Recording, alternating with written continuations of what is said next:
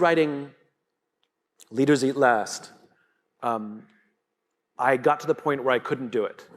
It was too difficult. I couldn't organize all the information. It was just too complicated. I couldn't do it, and I'd been trying for months. I probably missed multiple deadlines, and I was sitting at my computer, and I decided that I had to give up.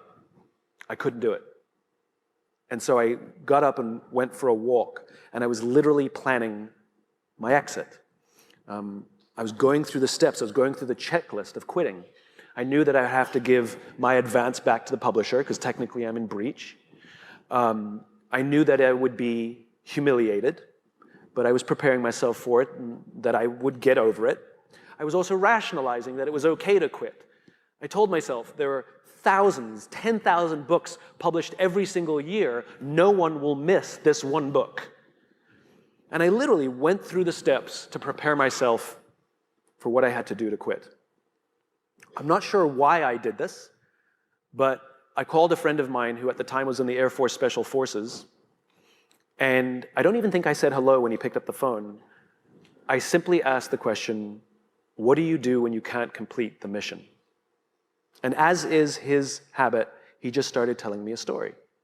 He was a helicopter pilot, and they had a mission in Afghanistan that was a suicide mission. All the intelligence showed that the air defenses were just too great, and none of them were going to come out alive. And it wasn't going to be one of those kill Hitler missions where we're all going to die, but we'll kill Hitler. This is like, we're all going to die, and the mission will also fail.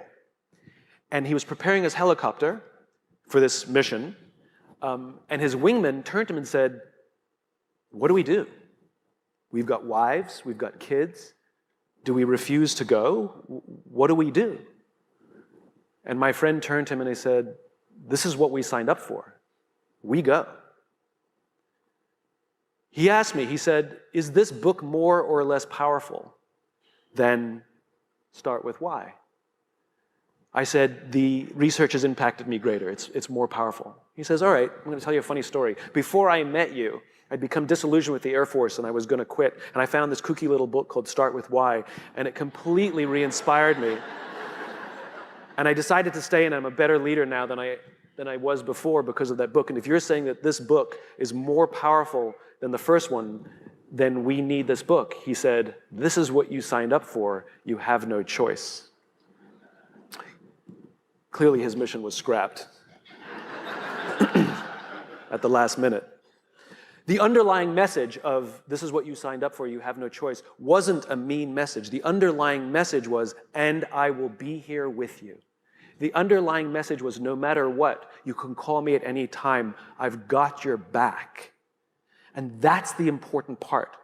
I turned around, went back to my desk, and finished writing that book. Not that night. I mean, it took me months, but I never thought of quitting ever again. As soon as I knew that someone was there, someone had my back.